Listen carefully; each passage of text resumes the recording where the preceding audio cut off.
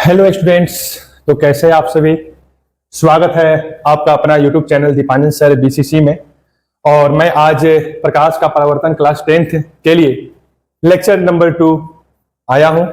ये वीडियो बहुत ही खास होने वाली है, क्योंकि मैं बता दूं कि प्रत्येक वीडियो आपके लिए बहुत ही इंपॉर्टेंट है बिहार बोर्ड के लिए, और यहां से क्वेश्चंस बनते हैं।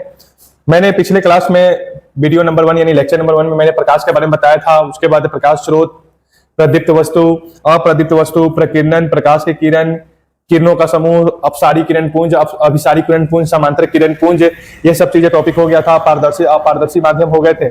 और मैंने पिछले वीडियो में प्रकाश का परावर्तन का परिभाषा भी मैंने करवाया था कि जब किसी चिकनी सतह पर प्रकाश आती है और आने के बाद उस सतह से टकराकर पुनः उसी माध्यम में लौट जाती है तो वह प्रकाश का परावर्तन कहलाता है। तो इतना हम लोगों ने पढ़ा था। आज हम लोग पढ़ेंगे, आपका देख रहा है टॉपिक यहाँ पे, प्रकाश के परावर्तन का नियम बहुत ही आसान है, 2 नंबर वाले में आता है। इसको पिक्चर भी बनाना होता है, तो पिक्चर के साथ ही बनाइएगा। मैं ये जरूर कहूंगा कि जो भी आप डिफिनेशन दें, अगर उसमें पिक्चर हो तो पिक्चर जरूर कर सकते हैं, आप पेपर में लिखिएगा, ठीक है। तो चलिए हम लोग देखते हैं आज का टॉपिक, प्रकाश का परावर्तन के नियम। तो बस ज्यादा कुछ नहीं है, बहुत ही आसान है। इसके 2 नियम है, अगर मैं बता दूं। पहला है आपतित किरण, आपतित किरण, परावर्तित किरण तथा आपतन बिंदु पे डाला गया अभिलंब, तीनों एक ही तल में होते हैं। समझिएगा पहला नियम क्या है, मैं पिक्चर के अकॉर्डिंग में यहाँ पे दर्शाऊंगा, लेकिन पहले इसको याद कर लो कैसे यहाँ पे इसकी जो परिभाषा है ना, यह नियम है जो कह सकते हैं आपतित किरण, परावर्तित किरण तथा आपतन बिंदु पर डाला गया अभिलंब तीनों एक ही तल में होता है। और दूसरा जो नियम है वो कहता है आपतन कोण परावर्तन कोण के बराबर होता है। बहुत ही आसान है। तो पहले यहाँ पे देखा जाए, अगर मैं बात करूं तो लिख सकते हैं कि इसके 2 नियम होते हैं। इसके 2 नियम है, याद रखिएगा। इसके कितने नियम है? 2 नियम है, ठीक है। अब नियम क्या कह रहा है? तो नियम कह रहा है कि आपतित किरण, पहला नियम अगर लिखा जाए तो बोल रहा है कि आपतित किरण कमा परावर्तित किरण तथा आपतन बिंदु पर डाला गया अभिलंब, आपतन बिंदु पर डाला गया अभिलंब तीनों एक ही तल में होते हैं। तीनों एक ही तल में होते हैं, यह पहला नियम है। आपतित किरण, परावर्तित किरण तथा आपतन बिंदु पर डाला गया अभिलंब तीनों एक ही तल में होते हैं। दूसरा जो नियम है वह है आपका आपतन कोण परावर्तन कोण के बराबर होता है। आपतन कोण परावर्तन कोण के क्या होता है? बराबर होता है। मैं बता दूं, ये जितने भी वीडियो हैं ये फ्री ऑफ कॉस्ट है, बस यूट्यूब पर आपको अवेलेबल मिलेंगे, है ना। तो बस आपको डाटा के लिए जो रिचार्ज करते हैं बस वही रिचार्ज करना है। उसके बाद यूट्यूब पर आ जाना है हमारे चैनल पे, दीपांजन सर बीसीसी पे, और यहाँ A to Z आपका सिलेबस कंप्लीट कराई जाएगी साइंस की, है ना। और बस एक ही काम है कि घर पे पढ़ना है और साइंस में बेहतर नंबर लाना है। स्कोर आपका, जैसे बिहार बोर्ड की बात करें 40 ऑब्जेक्टिव है, 40 सब्जेक्टिव है, तो 80 नंबर जो है कर सकते हैं बोर्ड लेती है, 20 आपका प्रैक्टिकल भी है, तो कर सकते हैं 80 में। कोशिश तो यही करना है कि 80 में 80 जो है कर सकते हैं, यानी 100% जो है ना हम लोग स्कोर करके आएंगे। और मुझे तो ये उम्मीद है, मैं अपने पढ़ाने की स्किल पे या जो भी मैं मटेरियल दूंगा उस पर मुझे विश्वास है कि आपका 80 में 80 आएगा, बस सिर्फ घर पे आपको पढ़ना होगा, ठीक है। तो चलिए अब इसको देखा जाए। बोल रहा है क्या कि आपतित किरण, परावर्तित किरण तथा आपतन बिंदु पर डाला गया अभिलंब तीनों एक ही तल में होता है। यानी एक तल लेना पड़ेगा, एक चिकनी सतह कह सकते हैं लेना पड़ेगा, या एक दर्पण कह सकते हैं, यहाँ पे दर्पण लेना पड़ेगा, ठीक है। तो चलिए एक दर्पण मैंने ले लिया। इस दर्पण में कह रहा है क्या कि एक आपतित किरण है, तो एक किरण मान लीजिए आ रही है, एक किरण आ रही है और ये कह सकते हैं आपका दर्पण पे पड़ रही है, और दर्पण पड़ने के बाद यह उसी माध्यम में लौट जा रही है। जिस माध्यम से आ रही है उसी माध्यम में क्या हो रही है? लौट जा रही है। तो ये हो गया आपतित किरण, ये हो गया परावर्तित किरण, ठीक है। तथा इस पर एक अभिलंब डाला जाएगा इस पे, तो ये आपका अभिलंब डाला गया N, है ना, और ये बिंदु आपतन बिंदु है आपका O। तो ये कह दिया नियम जो है, पहला नियम बोल क्या रहा है सुनिएगा, आपतित किरण, परावर्तित किरण तथा आपतन बिंदु, ये आपतन बिंदु पर डाला गया अभिलंब तीनों एक ही तल में है। बात तो सही है, तीनों एक ही तल में है। अब दूसरा कह रहा है कि आपतन कोण, तो आपतित किरण और कह सकते हैं अभिलंब के बीच जो बना कोण होता है या आपतन कोण है, इसको आई से हम लोग दर्शाते हैं। और आपका परावर्तन कोण यानी कह सकते हैं जो परावर्तित किरण है और अभिलंब के बीच जो कोण बनता है वो है आपका परावर्तन कोण, जिसको आर से हम लोग सूचित करते हैं। बोल रहा है आपस में बराबर होते हैं, दोनों आपस में क्या होते हैं? बराबर होते हैं। तो यहाँ पे देखिए ये जो मिल रहा है आपको, ये रेखा है, यह रेखा आपका आपतित किरण है, यह आपका परावर्तित किरण है, यह आपका अभिलंब डाला गया है, यह आपतन बिंदु है ना, और यह आपका कोई चिकनी सतह या दर्पण कह सकते हैं, यह दर्पण है, और यहां कोण आई जो है आपतन कोण है, तथा कोण आर जो है परावर्तन कोण है। यही पिक्चर है, नियम लिख लीजिए, पिक्चर ड्रॉ कीजिए, बहुत ही आसान है। आप देख रहे होंगे यहाँ पे, तो आपतित किरण, परावर्तित किरण तथा आपतन बिंदु पर डाला गया विलंब तीनों क्या है, एक ही तल में है, और आपतन कोण परावर्तन कोण के बराबर है। पिक्चर आपको स्पष्ट दिखाई दे रहा होगा, एक चिकनी सतह है जिसपे आपतित किरण और परावर्तित किरण को दर्शाया गया है, और बीच में एक अभिलंब डाला गया है, और वहां से मेजर किया गया था आपतन कोण और परावर्तन का आपस में बराबर है।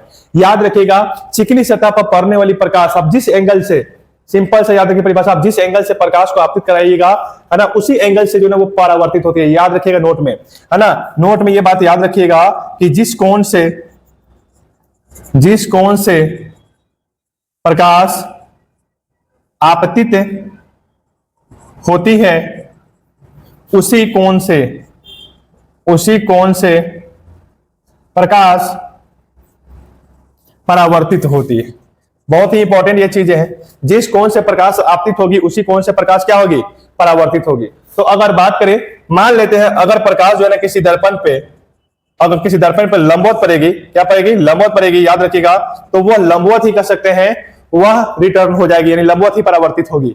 याद रखिएगा, यहाँ पे ये पिक्चर याद रखिएगा, पूछता है कि अगर प्रकाश की किरण किसी दर्पण पे 90 डिग्री लंबवत पड़ती है तो उसका परावर्तन कोण कितना होगा, तो परावर्तन कोण उतना ही होगा जितना उसका आपतन कोण होगा, यानी 90 डिग्री, है ना। याद रखिएगा, जिस कोण से प्रकाश आपतित होती है ना, और उसी कोण से प्रकाश परावर्तित होती है। याद रखिएगा, जिस कोण से प्रकाश आपतित होती है उसी कोण से प्रकाश क्या होती है, परावर्तित होती है। इसीलिए एक बहुत ही आसान है, अगर मान लीजिए क्वेश्चन पूछ दे कि प्रकाश किसी दर्पण पर 60 डिग्री पर आपतित हो रही है तो कितने डिग्री पर परावर्तित होगी, तो 60 डिग्री पे ही क्या होगी, परावर्तित होगी। ठीक है, चलिए आते हैं अब नेक्स्ट टॉपिक।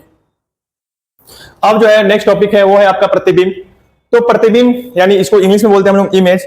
अच्छा, तो ये बताओ, जब प्रकाश किसी वस्तु पर पड़ती है ना, प्रकाश किसी वस्तु पर पड़ती है, तो सिंपल सी बात है, हम लोग जानते क्या है कि वहां से प्रकाश टकराकर हमारे आंखों पर आती है, तो हम उस वस्तु को क्या करते हैं, देखते हैं।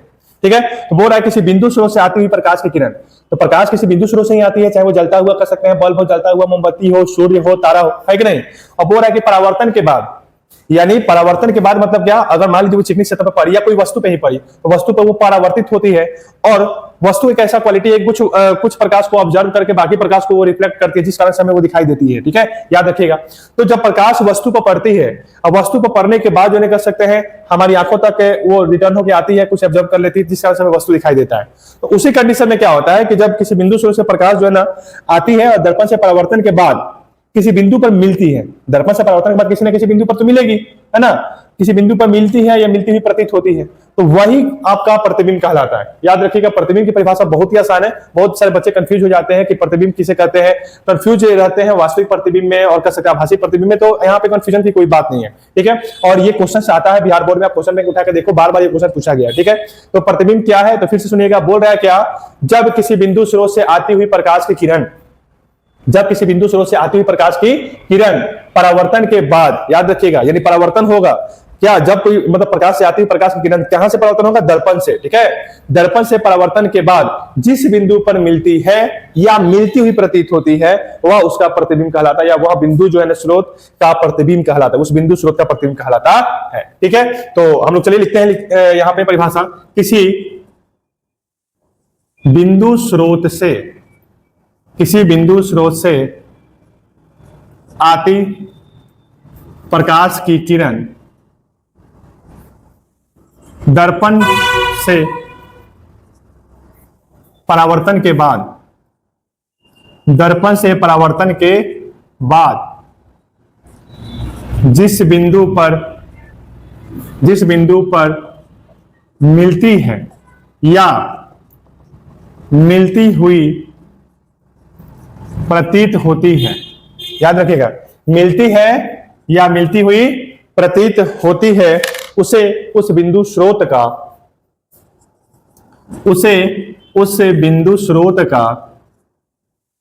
प्रतिबिंब कहते हैं। क्या कहते हैं, प्रतिबिंब कहते हैं। याद रखिएगा, क्या कहते हैं? प्रतिबिंब कहते हैं। ठीक है, अब यहीं से देखिए परिभाषा आपका वास्तविक और कह सकते हैं आभासी प्रतिबिंब का मिलेगा।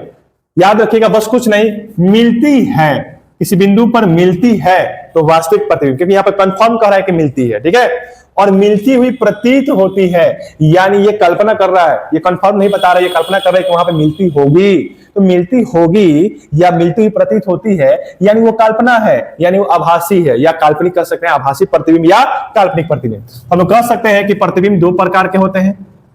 प्रतिबिंब दो प्रकार के होते हैं। प्रतिबिंब कितने प्रकार के? दो प्रकार के होते हैं। याद रखिएगा, प्रतिबिंब दो प्रकार के होते हैं। नंबर 1 वास्तविक प्रतिबिंब, वास्तविक प्रतिबिंब, और दूसरा आपका है आभासी प्रतिबिंब, जिसको काल्पनिक भी कहते हैं। आभासी या काल्पनिक प्रतिबिंब, याद रखिएगा बच्चा, बहुत ही इंपॉर्टेंट है। ठीक है, अब यहाँ पे थोड़ा सा आते हैं, चलिए आभासी प्रतिबिंब का हम लोग परिभाषा लिखते हैं। तो कुछ नहीं है भाई, बस इसी को हम लोग क्या लिखेंगे? किसी बिंदु स्रोत से आती प्रकाश की किरण दर्पण से परावर्तन के बाद जिस बिंदु पर मिलती है ना? तो लिखना जरूरी है कि लिख लीजिएगा आप लोग, है ना? चलिए लिख देता हूं, क्या लिखना है? तो लिखना है किसी बिंदु स्रोत से आती प्रकाश की किरण दर्पण से परावर्तन के बाद जिस बिंदु पर मिलती है, जिस बिंदु पर मिलती है, याद रखिएगा, जिस बिंदु पर मिलती है उस बिंदु स्रोत का वास्तविक प्रतिबिंब कहलाती है। याद रखिए, उस बिंदु स्रोत का क्या कहलाती है? वास्तविक प्रतिबिंब कहलाती है। अब यहां से कुछ पॉइंट है, इसके लिए याद रखिएगा, बहुत इंपॉर्टेंट, यहां से ऑब्जेक्टिव में आता है ना? क्वेश्चन ये पूछता है कि वास्तविक प्रतिबिंब को पर्दे पर उतारा जा सकता है कि नहीं। याद रखिएगा, वास्तविक प्रतिबिंब एक ऐसा प्रतिबिंब है जिसको पर्दे पर उतारा जा सकता है, यानी इस प्रतिबिंब को, इस प्रतिबिंब मतलब वास्तविक, इस प्रतिबिंब को पर्दे पर उतारा जा सकता है। याद रखिएगा, इस प्रतिबिंब को पर्दे पर उतारा जा सकता है। एक और यहां से क्वेश्चन आता है कि वास्तविक प्रतिबिंब कैसा प्रतिबिंब बनाता है, सीधा या उल्टा? तो याद रखिएगा, वास्तविक प्रतिबिंब हमेशा उल्टा बनाता है। तो यह प्रतिबिंब हमेशा उल्टा बनाता है। याद रखिएगा, यह प्रतिबिंब हमेशा क्या बनाता है? उल्टा, यानी सीधा नहीं बनाता है, ये उल्टा बनाता है। ठीक है, ये वास्तविक प्रतिबिंब की विशेषता है। नोट में आप लिख सकते हो, डबल या एरो देके आप लिख सकते हो इस पॉइंट को। कभी भी एग्जाम में अगर पूछे आपका प्रतिबिंब किसे कहते हैं तो और इसकी परिभाषा दो, तो प्रतिबिंब और इसकी परिभाषा दे सकते हैं, वास्तविक प्रतिबिंब और आभासी प्रतिबिंब का। लेकिन एक चीज याद रखिएगा, इसका जो मेन पॉइंट है, इंपॉर्टेंट जो भी पॉइंट है, वह पॉइंट आप जरूर लिखिएगा। ठीक है, इसी पर आपका जो है कर सकते हैं नंबर बनता है। ठीक है, जैसे पूछ दे वास्तविक प्रतिबिंब किसे कहते हैं, आपने तो परिभाषा लिख दिया, किसी बिंदु स्रोत से आती प्रकाश की किरण दर्पण से परावर्तन के बाद जिस बिंदु पर मिलती है उस बिंदु स्रोत का वास्तविक प्रतिबिंब कहलाती है। ठीक है, अब यहां से ये पॉइंट अगर लिख दीजिएगा कि इस प्रतिबिंब को पर्दे पर उतारा जा सकता है, तो याद रखिएगा डबल पेन का हमेशा यूज कीजिएगा, एक ब्लैक और ब्लू, है ना? आपका ब्लू से आंसर लिखेगा, आप ब्लैक से बस लिख दीजिए, आपका अंडरलाइन कर दीजिएगा कि इसे पर्दे पर उतारा जा सकता है, तो आपको स्पष्ट दिखाई देगा कि इसका कहने का मतलब ये है, जो भी स्टूडेंट लिखा यानी पर्दे पर उतारा जा सकता है, यानी कह सकते हैं वास्तविक प्रतिबिंब को पर्दे पर उतारा जाता है। और ये हम बोला है कि उल्टा, हमेशा उल्टा, यानी यहां से एक पॉइंट ये मिलता है कि आपका वास्तविक प्रतिबिंब हमेशा कैसा बनाता है? उल्टा प्रतिबिंब बनाता है। ठीक है, अब आते हैं हम लोग आभासी प्रतिबिंब। तो चलिए आभासी के लिए आते हैं नंबर 2, आभासी प्रतिबिंब। बस कुछ नहीं, इसी में हम ऐड करेंगे किसी बिंदु स्रोत से आती प्रकाश की किरण दर्पण से परावर्तन के बाद, दर्पण से परावर्तन के बाद जिस बिंदु पर मिलती हुई प्रतीत होती है, आभासी प्रतिबिंब कहलाती है।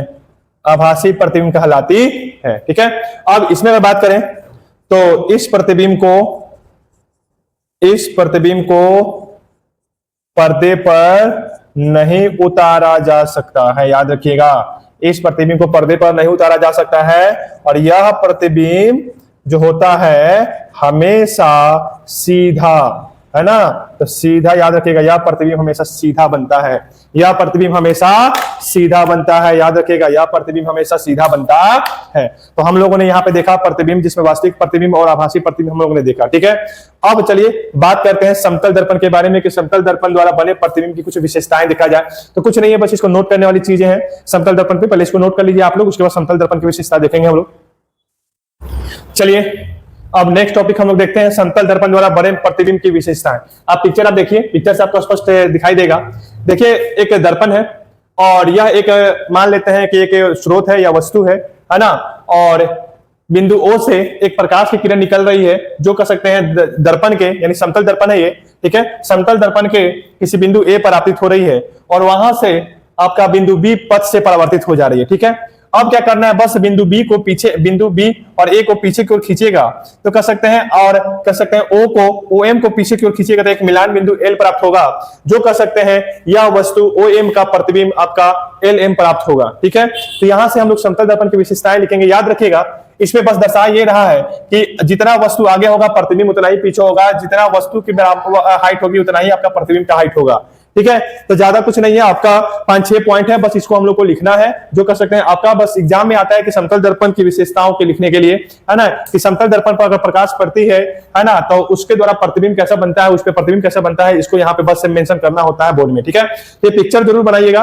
और इसमें पहला पॉइंट बोल रहा है कि प्रतिबिंब दर्पण के पीछे बनता है। देखिए आप देख रहे होंगे ये वस्तु है OM, और इस वस्तु के आपका बिंदु O से प्रकाश की किरण अगर दर्पण के M बिंदु पर पड़ा तो परावर्तन होकर आपका B बिंदु से चला गया, तो इसको बस पीछे खींचा गया तो L बिंदु पर जो कैसे इसका मिलान बिंदु, जब आपका OM को पीछे खींचा गया तो यहाँ पे मिलान बिंदु मिल रहा है, अर्थात दर्पण के पीछे, क्योंकि ये रंगा हुआ है तो दर्पण के पीछे जो है ना इसका प्रतिबिंब बन रहा है। यानी अगर मान लेते हैं ये आपका कोई वस्तु है तो ये आपका उसका क्या है, प्रतिबिंब है। क्या है, प्रतिबिंब। तो हम लोग कह सकते हैं कि प्रतिबिंब, पहला पॉइंट लिख सकते हैं कि प्रतिबिंब दर्पण के पीछे बनता है। आप यहां पे कह सकते हैं कि प्रतिबिंब जो है वो दर्पण के पीछे बनता है। और सेकंड आप लिख सकते हैं कि प्रतिबिंब वस्तु के अपेक्षा क्या होता है, सीधा बनता है। क्या बनता है, सीधा, है ना। तो कह सकते हैं सेकंड, यानी प्रतिबिंब वस्तु के सापेक्ष सीधा बनता है। कैसा बनता है, सीधा। याद रखिएगा वस्तु के सापेक्ष कैसा बनता है, सीधा बनता है। और इसका जो आकार होता है, यानी प्रतिबिंब का जो आकार होता है वह वस्तु के आकार के बराबर होता है। यानी लिख सकते हैं तीसरा पॉइंट कि प्रतिबिंब का आकार वस्तु के आकार के बराबर होता है। याद रखिएगा प्रतिबिंब का जो आकार होता है वो वस्तु के आकार के क्या होता है, बराबर बनता है। और प्रतिबिंब पार्श्विक रूप से उल्टा होता है। आप देखिए, है ना, सीधा तो है, जैसे वस्तु है वैसा ही प्रतिबिंब है, लेकिन दर्पण के किधर बना है, पीछे बना है ना। तो ये उल्टा है। कैसा है, उल्टा। तो बोल रहा है क्या, नंबर 4 कि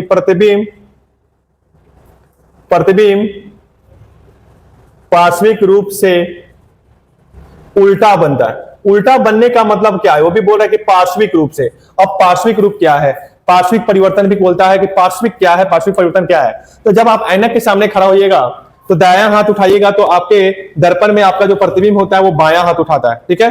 और जब आप बायां हाथ उठाइएगा तो आपका दर्पण में प्रतिबिंब दायां हाथ उठाता है। यही जो है कह सकते हैं आपका पार्श्विक परिवर्तन कहलाता है। क्या कहलाता है, पार्श्विक परिवर्तन। तो बस यही बात है, पार्श्विक रूप से उल्टा होने का मतलब है कि अगर ये दायां बन रहा है भाग तो यहाँ पे बायां भाग बन रहा होगा, अगर ये बायां भाग होगा तो ये दायां भाग बनेगा, ठीक है। यही चीज है। आपका 2 नंबर में पूछता है पार्श्विक परिवर्तन किसे कहते हैं। तो बस याद रखिएगा कि दर्पण के सामने रखी वस्तु का अगर दायां भाग उठा रहे हैं या दायां भाग को प्रदर्शित कर रहे हैं तो प्रतिबिंब उसका बायां भाग प्रदर्शित करेगा। अगर बायां भाग को अगर प्रदर्शित कर रहे हैं तो दर्पण में दायां भाग प्रदर्शित करेगा, ठीक है। ये भी एक क्वेश्चन आता है, इसको याद रखिएगा। आगे मैं लिखवा भी दूंगा, है ना, लेकिन इसको नोट करके रखिएगा जरूर। अब यहाँ पे बात करते हैं, ये सीधा, याद रखिएगा सीधा जब भी बनेगा यानी आभासी बनेगा, है ना। मैंने पहले ही बोला है कि प्रतिबिंब अगर सीधा बनता है, अभी वास्तविक और आभासी प्रतिबिंब में प्रतिबिंब अगर सीधा बनेगा, यहाँ पे उल्टा का मतलब ये मत समझिएगा कि ये उल्टा बनता है। उल्टा का मतलब कि पार्श्विक, क्योंकि दर्पण मैंने नीचे क्यों रखा है। अगर आप इसको ऐसे घुमा दीजिएगा, है ना, या ऐसे घुमाइएगा, दर्पण आप ले लो इमेज, ये मान लीजिए दर्पण है, मैंने इसको ऐसे घुमाकर ऐसे घुमाया, ये भाग देखने वाला है तो ये भाग पीछे वाला है। याद रखिएगा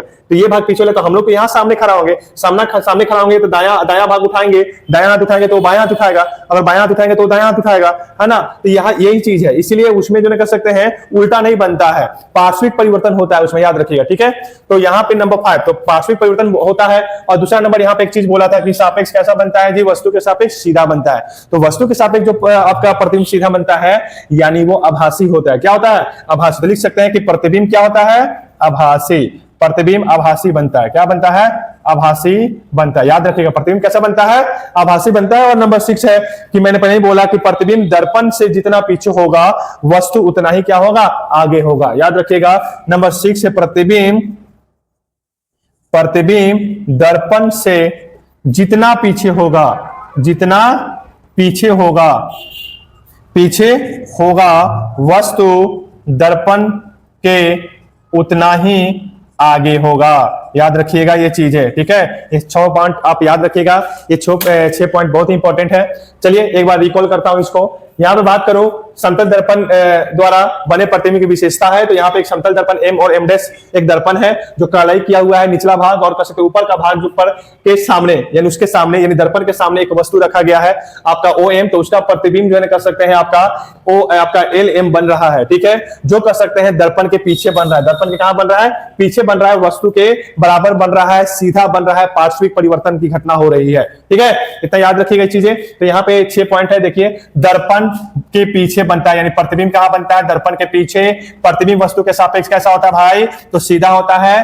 प्रतिबिंब का आकार वस्तु के आकार के क्या होता है? बराबर होता है। इसमें पार्श्विक परिवर्तन होता है। क्या होता है? पार्श्विक परिवर्तन होता है। और यह आभासी बनता है। क्या बनता है? आभासी बनता है।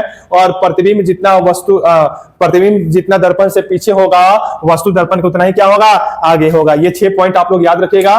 चलिए आज की क्लास इतना तक ही रहने देते हैं, पुनः मिलेंगे हम लोग अगले वीडियो में जिसमें हम लोग गोलीय दर्पण के बारे में पढ़ेंगे, जिसमें अवतल दर्पण, उत्तल दर्पण, उसका दर्पण सूत्र और आपका F = R/2 जो बहुत इंपॉर्टेंट है, आपका दर्पण सूत्र 1/F = 1/V + 1/U वो भी बहुत ही इंपॉर्टेंट है। और हम लोग ये पढ़ेंगे और साथ में अवतल दर्पण में 6 प्रकृति हम लोग पढ़ेंगे कि वस्तु को कहां रखा जाएगा तो प्रतिबिंब कहां बनेगा।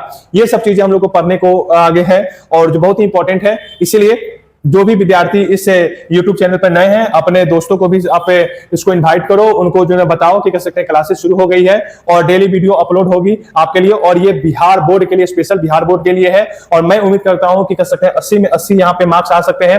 जो आप वन लाइनर आपका जो एरो टैप लिखवा रहा हूं यानी वन लाइनर लिखवा रहा हूं वो भी खासा इंपॉर्टेंट है। ऑब्जेक्टिव जो भी है यही सब बनते हैं, ठीक है। तो ज्यादा प्रेशर लेने की जरूरत नहीं है, बस कॉपी किताब लेकर आपने यूट्यूब पे जो चैनल है मेरा उसके ओपन करके जो कर सकते हैं आप बैठ जाओ और वहां से अपना नोट्स भी बनाओ और वीडियो को बार बार देखो कि कर सकते हैं आपको पूरा कांसेप्ट समझ में आ जाएगी।